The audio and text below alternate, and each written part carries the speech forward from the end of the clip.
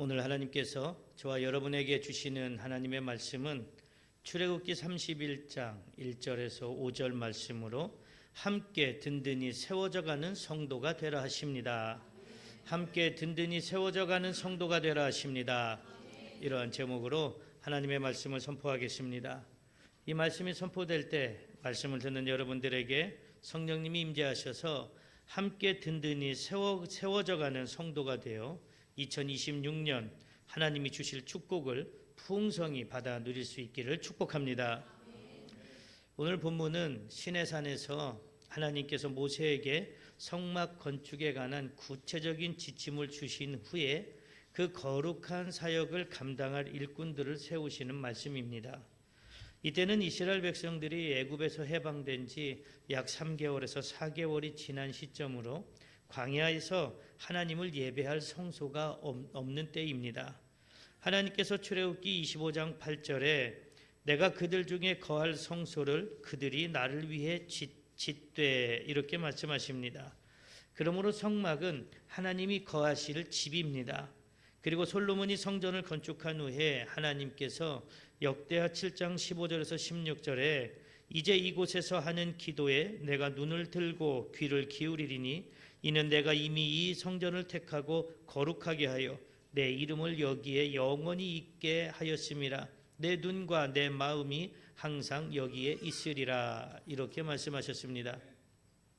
이렇게 성막은 하나님이 거하실 집이었고 예수님 시대 이후에는 예수님의 핏값으로 세워진 교회가 하나님의 집입니다. 그러므로 지금 우리 정준교회가 하나님의 집이고 하나님의 눈과 마음이 머무는 곳임을 믿으시기를 소망합니다. 본문에서 하나님께서는 유다 지파의 부살레를 지명하여 부르시고 그에게 하나님의 영을 충만하게 하시고 지혜와 총명과 지식과 여러 가지 재주를 주셨습니다. 부살렐의 이름은 하나님의 그늘 아래 이러한 뜻입니다. 하나님의 보호와 임재 가운데 있는 사람이라는 것을 의미합니다. 오늘 본문은 우리에게 중요한 진리를 가르쳐 주시는데 하나님께서 당신의 거룩한 성막을 건축하기 위해 부살레를 선택하고 세우셨다는 사실입니다. 이것은 단순히 한 사람의 임명에 관한 이야기가 아닙니다. 하나님께서 어떻게 사람을 부르시고 어떻게 능력을 주시며 어떻게 사명을 감당하게 하시는지를 보여주시는 귀한 말씀입니다. 사랑하는 성도 여러분, 오늘 성령의 감동으로 기록된 본문 말씀을 통하여 하나님께서는 저와 여러분에게 함께 든든히 세워져가는 성도가 되라 하시면서 두 가지로 축복의 말씀을 주십니다. 그 축복의 말씀이 무엇인지 본문 말씀의 방향을 구체적으로 따라가면서 성령님의 감동하심으로 하나님의 음성을 듣겠습니다. 첫째로 함께 든든히 세워져가는 성도가 되게 하시려고 하나님께서 택하시고 부르셨다 하십니다. 오늘 성경 본문 말씀 출애굽기 31장 2절에 이렇게 말씀하십니다. 내가 유다 지파 훌의 손자요 우리의 아들인 부살레를 지명하여 부르고. 아멘. 하나님이 부살레를 부르셨는데 부살레를 먼저 말하지 않습니다. 그 지파를 말하고 할아버지를 말하고 아버지를 말하고 있습니다. 그 후에 하나님이 부르신 부살렐의 이름이 나옵니다. 이것은 부살렐이 지어낸 사람이 아니라 역사적으로 확실한 인물이었음을 말씀하는 것입니다. 그리고 하나님은 부살렐이 누구인지 잘 알지 못하면서 그저 여러 모여있는 사람 가운데 한 사람을 그냥 아무나 부르신 것이 아니라 정확하게 부살렐이 누구인지 아시고 부르셨습니다. 모세를 부르실 때도 그가 누구인지 잘 알지 못하는 상태에서 부르신 것이 아니라 모세를 정확하고 확실하게 알고 계시는 상태에서 모세를 부르셨습니다. 하나님이 사람을 부르시면 분명한 목적이 있습니다.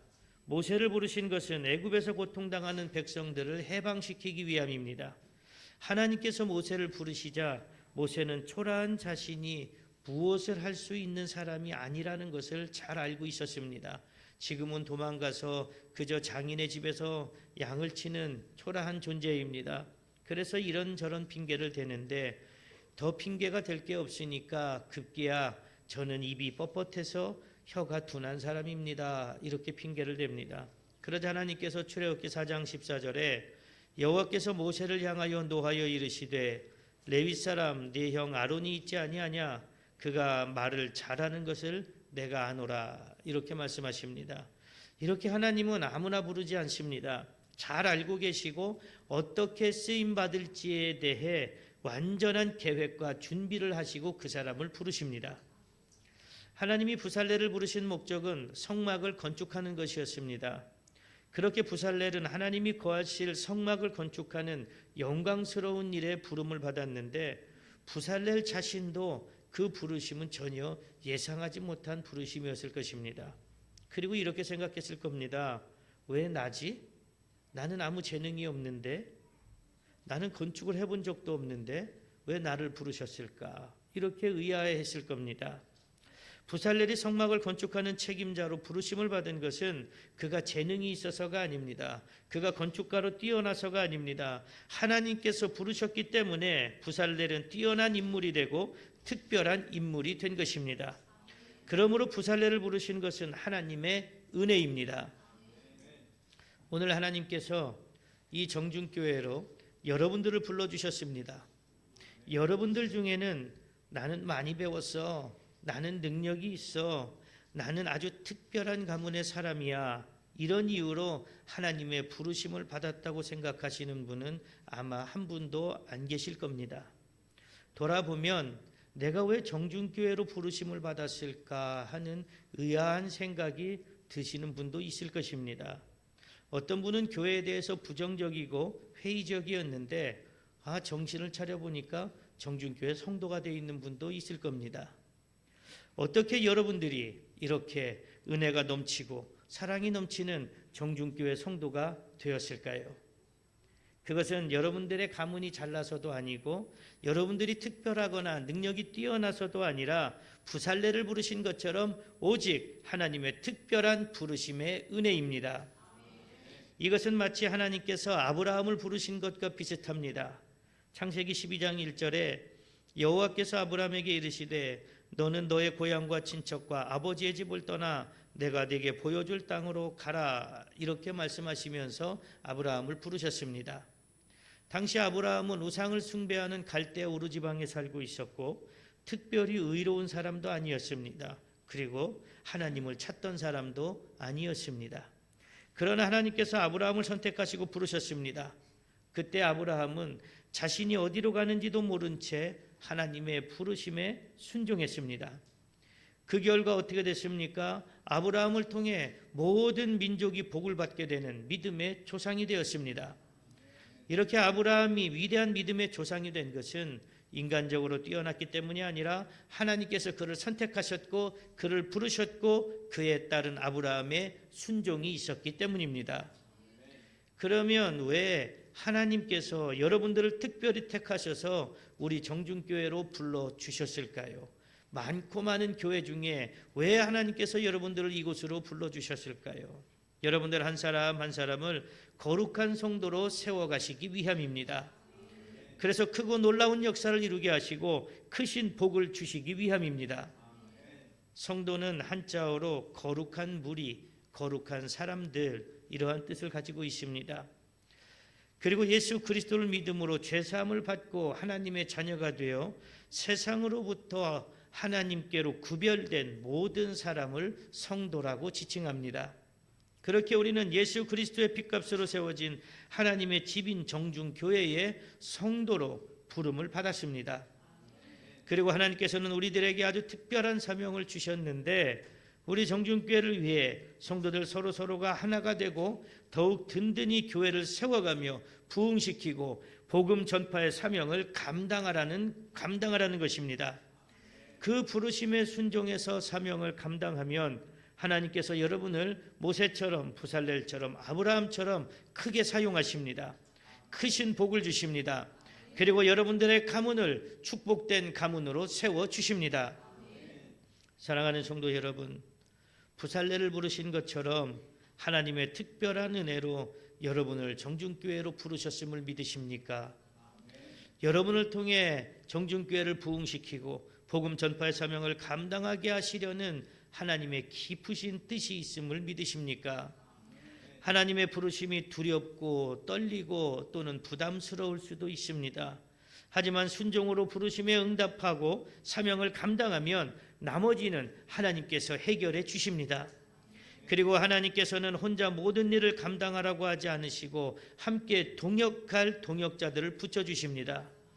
지금 여러분들이 앉아있는 그 자리에서 좌우 앞뒤를 한번 보시기 바랍니다. 보면 모두 하나님께서 여러분들과 함께하라고 붙여주신 동역자들입니다. 그렇게 여러분들 한 사람 한 사람은 혼자가 아니라 함께 든든히 세워져가는 성도가 되어 주님의 몸된 교회, 하나님의 집인 정준교회를 부살렐처럼 순종과 믿음으로 세워 나가면 됩니다. 그래서 여러분들이 정준교회를 위해 크게 쓰임받게 되시기를 축복합니다. 여러분들의 가정과 자녀들이 잘 되는 복을 받게 되시기를 축복합니다. 그리고 앞으로 여러분들의 가문이 자손 천대까지 복을 받게 되시기를 축복합니다. 둘째로 함께 든든히 세워져가는 성도가 되게 하시려고 하나님께서 능력과 지혜를 주신다 하십니다. 오늘 성경 본문 말씀 출애굽기 31장 3절에서 5절에 이렇게 말씀하십니다. 하나님의 영을 그에게 충만하게 하여 지혜와 총명과 지식과 여러 가지 재주로 정교한 일을 연구하여 금과 은과 노스로 만들게 하며 보석을 깎아 물리며 여러 가지 기술로 나무를 새겨 만들게 하리라. 아멘. 이 말씀을 보면 하나님이 부살렐을 부르시고 성막을 만들게 하시는데 부살렐이 능력이 있고 재주가 있어서 부르신 것이 아니라 일단 불러놓고 순종할 때 하나님께서 능력을 주셨음을 알 수 있습니다.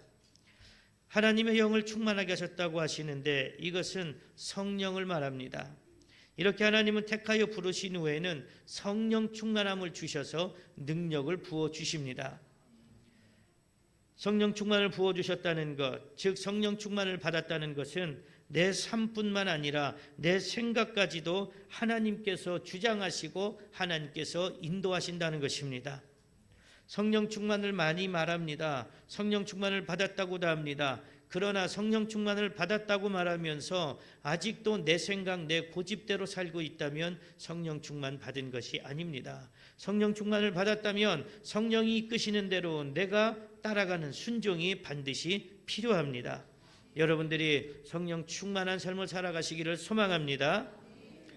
예수님을 모른다고 부인하고 저주까지 했던 베드로가 갈릴리 바닷가에서 부활하신 예수님을 만나고 예수님이 베드로의 사랑을 확인하신 후에 요한복음 21장 18절에 내가 진실로 진실로 내게 이르노니 네가 젊어서는 스스로 띠띠고 원하는 곳으로 다녔거니와 늙어서는 네 팔을 벌리리니 남이 네게 띠띠우고 원하지 아니하는 곳으로 데려가리라. 이렇게 말씀하십니다. 이 말씀에서 젊어서라는 말은 성령 충만을 받기 전이라고 할 수 있습니다. 이때는 자기 생각대로 자기 혈기왕성한 대로 살았습니다. 그래 주신 사명을 감당할 수 없었습니다. 말로는 예수님을 배반하지 않겠다고 했지만 하루 저녁에 새벽닭 울기 전에 3번이나 예수님을 모른다고 부인하고 저주하는 베드로의 모습이었습니다. 하지만 늙어서 즉 성령 충만을 받은 후에는 그렇지 않습니다.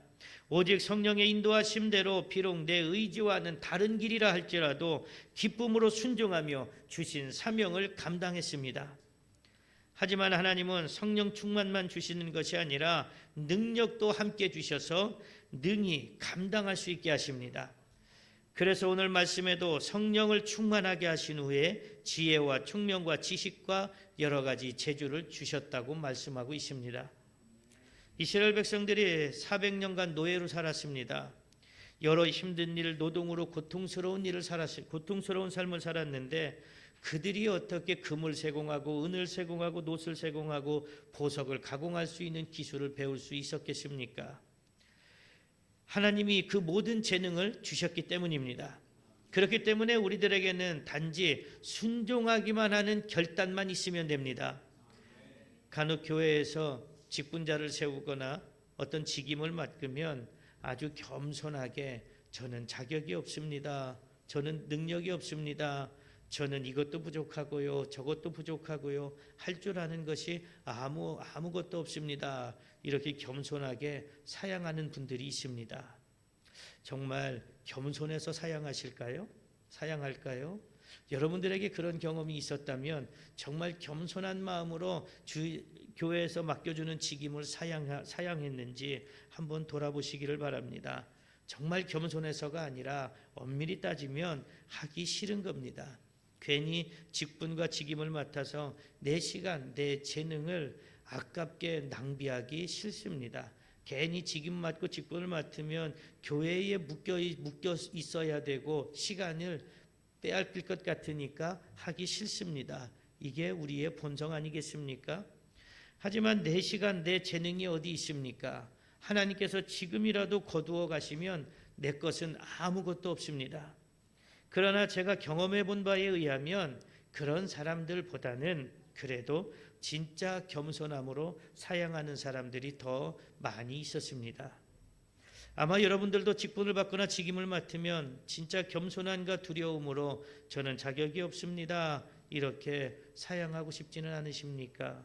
그러나 걱정하지 마시기 바랍니다. 자격이 없는 사람은 없습니다. 하나님의 일을 하는데 자격이 없고 능력이 없어서 못할 사람은 없습니다.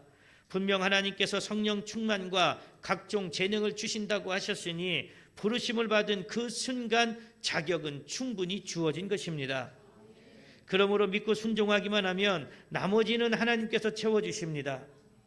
예수님을 믿는 자는 누구나 예수님이 하셨던 일을 하고 그보다 더 큰 일도 할 것이라고 말씀하셨습니다. 베드로와 요한이 성전 미문에 앉아서 구걸하는 못 걷게 된 사람을 치료해 줄 때 그 구걸하는 사람은 돈 한 푼 얻어볼까, 빵 한 조각 얻어볼까 하는 마음으로 베드로와 요한을 간절하게 쳐다봤지만 베드로와 요한은 그들에게 줄 금이 없었습니다. 은이 없었습니다. 그러나 예수 그리스도의 이름으로 명령하자 걷게 되는 역사가 일어났습니다.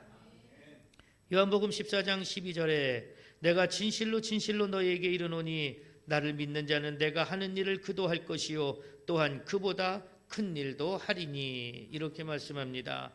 사도행전 3장 6절에서 8절에도 베드로가 이르되 은과 금은 내게 없거니와 내게 있는 이것을 네게 주노니 나사렛 예수 그리스도의 이름으로 일어나 걸으라 하고 오른손을 잡아 일으키니 발과 발목이 곧 힘을 얻고 뛰어서서 걸으며 그들과 함께 성전으로 들어가면서 걷기도 하고 뛰기도 하며 하나님을 찬송하니. 아멘. 능력은 금이나 은이나 권력에서 나오는 것이 아니라 하나님께로부터 나오는 것입니다. 예수 그리스도를 믿는 믿음으로부터 나오는 것입니다. 그러므로 하나님의 부르심을 받아 우리 정준교회 성도가 된 여러분들이 세상적인 것이 아니라 하나님만 믿고 의지하시기 바랍니다. 예수 그리스도의 능력을 의지하시기 바랍니다. 그래서 하나님의 부르심에 순종하고 하나님이 주시는 성령 충만과 능력을 받아 맡겨진 사명을 잘 감당해서 칭찬받고 상급받는 성도들이 되시기를 축복합니다. 하나님은 택하여 부르신 사람에게 성령 충만을 주시고 재능을 주시는데 4절 말씀에 보면 정교한 일을 연구하여, 이렇게 말씀하십니다. 이 말씀은 하나님께서 재능을 주셨다 해도 본인이 계속 연구하는 노력이 반드시 필요하다는 말씀입니다. 분명 부살렐은 하나님께서 성령 충만을 주시고 여러 재능을 주셨지만 하나님의 집인 성막을 하나님의 말씀대로 한치의 오차와 어긋남 없이 잘 만들기 위해서 끊임없이 연구하고 노력했습니다. 그 결과 성막이 하나님의 뜻대로 아름답게 완성되었습니다. 그러면 지금 이 시대를 살아가며 교회에서 신앙생활하는 우리들은 어떻게 해야 할까요? 하나님은 우리들을 정준교회로 불러주시고 우리 정준교회를 부흥시키며 든든히 세워가게 하시기 위해 각자에게 사명을 맡겨주셨습니다. 그리고 사명을 감당할 수 있게 성령도 부어주셨고 재능, 즉 은사도 부어주셨습니다. 하지만 성령 충만은 한 번 받았다고 해서 영원히 지속되는 것이 아닙니다. 우리는 끊임없이 성령 충만을 유지하기 위해 기도하고 노력해야 합니다. 그리고 재능, 즉 은사도 더욱 개발해서 하나님의 집인 우리 정준교회를 더 든든히 세워가는 데 사용되어져야 합니다. 그래서 자신에게 주신 직분과 직임을 통해 어떻게 하면 우리 정준교회를 더 부흥시킬까, 어떻게 하면 어떤 풍파에도 견고히 흔들리지 않는 든든한 교회로 세워갈 수 있을까 기도하고 연구하고 충성해야 합니다. 그럴 때 부살레를 통해 성막이 하나님이 원하시는 대로 완성되어서 오차나 어긋남 없이 든든히 세워졌던 것처럼 우리 정중교회도 더 든든히 세워져 가게 될 것입니다. 사랑하는 성도 여러분, 하나님께서 여러분들에게 성령 충만을 부어주심을 믿으십니까? 하나님께서 각종 은사 주심을 믿으십니까? 아직 성령 충만을 받지 못한 것 같은 생각으로 낙심해 있는 분은 안 계십니까? 나는 아무리 생각해봐도 은사가 없어, 재주가 없어 라는 생각으로 낙심하거나 좌절해 있는 분은 안 계십니까? 여러분들이 낙심하지 마시기 바랍니다. 좌절하지 마시기 바랍니다. 그런 생각들이 들 때 더욱 하나님께 간구하시기를 바랍니다. 순종하기를 힘쓰시기를 바랍니다. 그러면 하나님께서 성령 충만을 부어주십니다. 각종 은사와 능력을 부어주십니다. 이제 여러분들에게 부살렐에게 주어졌던, 그리고 믿음의 사람들에게 부어졌던 성령 충만과 각종 은사가 부어질 것입니다. 그러면 여러분들은 하나님이 주신 성령 충만과 각종 은사를 무엇을 위해 사용하시겠습니까? 자신의 이름을 드러나며 교회에서 영향력을 행사하며 영광받기 위해 사용하시겠습니까? 아니면 부살렐처럼 예수님의 제자들처럼 믿음의 선조들처럼 하나님의 집이며 예수 그리스도의 몸된 교회를 더욱 든든히 세워가는 일에 사용하시겠습니까? 예수 그리스도의 복음을 세상에 전하여 죽을 영혼들을 살려내는 일에 사용하시겠습니까? 만약 자신의 자랑과 영광을 위해 사용한다면 하나님의 심판을 피할 수 없을 것이지만, 예수님께서 핏값으로 세우신 교회를 위해 사용한다면 하나님의 놀라운 축복을 받게 될 것입니다. 그러므로 여러분들이 하나님이 주신 성령 충만과 각종 은사를 풍성히 받아 하나님의 집이고 예수 그리스도의 몸인 우리 정중교회를 위해 충성되게 사용하시기를 바랍니다. 그래서 우리 정중교회가 더욱 든든히 세워져가는 믿음의 공동체가 되어 이 땅에 예수 그리스도의 복음을 전파하는 사명을 잘 감당하고 칭찬받는 교회가 될 수 있기를 소망합니다. 그렇게 우리 정중교회를 든든히 세워가는 여러분들이 하나님이 부어주시는 놀라운 축복을 풍성히 받아 누리시기를 축복합니다. 사랑하는 성도 여러분, 오늘 성령의 감동으로 기록된 본문 말씀을 통하여 하나님께서는 저와 여러분에게 함께 든든히 세워져가는 성도가 되라 하시면서 두 가지로 축복의 말씀을 주셨습니다. 그 축복의 말씀이 무엇이었습니까? 첫째로 함께 든든히 세워져가는 성도가 되게 하시려고 하나님께서 택하시고 부르셨다 하십니다. 둘째로 하나님께서 든든히 세워져가는 성도가 되게 하시려고 하나님께서 능력과 지혜를 주셨다 하셨습니다. 그러므로 여러분 한 사람 한 사람을 우리 정중교회를 택하여 정중교회를 통하여 함께 든든히 세워져 가게 하시기 위해 하나님께서 택하시고 부르셨으며 능력과 지혜를 주셨음을 믿으시기 바랍니다. 그래서 하나님의 일에 귀하게 쓰임받는 든든한 성도들로 변화되는 역사가 일어나기를 축복합니다. 이제 새롭게 시작된 2026년, 하나님께서 여러분들을 특별히 택하셔서 부르셨음을 온전히 깨닫고 온전히 믿으시기를 바랍니다. 그런 여러분들에게 하나님의 전인 우리 정중교회를 든든히 세우라는 사명도 주셨음을 믿으시기 바랍니다. 그리고 순종하며 충성하는 사람들에게 하나님께서 성령 충만과 각종 은사를 주셔서 하나님이 주신 사명을 능히 감당할 수 있게 하셨음도 믿으시기 바랍니다. 하지만 누구 한 사람의 힘과 능력으로 되지 않습니다. 교회를 세워가는 것, 교회를 든든히 세우는 것은 잘난 사람 한 사람의 힘으로 되는 것이 아닙니다. 성도들 한 사람 한 사람이 함께 합력하여 함께 든든히 세워져가는 성도가 될 때 비로소 그 교회는 든든히 세워질 수 있습니다. 그럴 때 여러분들을 통해 우리 정중교회가 든든히 세워져가고 주신 사명을 감당할 수 있습니다. 그래서 2026년은 특별한 부르심을 받고 성령 충만과 각종 은사를 받아 주님의 몸된 교회를 위해 더욱 우리 정중교회를 위해 더욱 헌신하고 충성하며 서로 합력하는 여러분들을 통해 우리 정중교회가 3배, 6배, 10배의 부흥을 이루는 놀라운 복된 해가 될 수 있기를 축복합니다. 그렇게 교회를 위해 하나님의 나라를 위해 주님의 복음을 위해 서로 합력하고 헌신하고 충성하는 여러분들을 하나님께서 기억하실 것입니다. 기쁘게 여기실 것입니다. 그리고 놀라운 축복을 부어 주실 것입니다. 그 축복은 여러분들이 걱정하고 근심하며 가슴 아파하는 일들이 해결되고 기쁨이 넘치게 되는 축복입니다. 가정이 잘 되는 축복입니다. 자녀가 잘 되는 축복입니다. 재정이 풍성하게 채워지는 축복입니다. 여러분들이 이 모든 축복을 풍성히 받아 누리는 2026년도가 되시기를 간절히 축복합니다. 기도하겠습니다.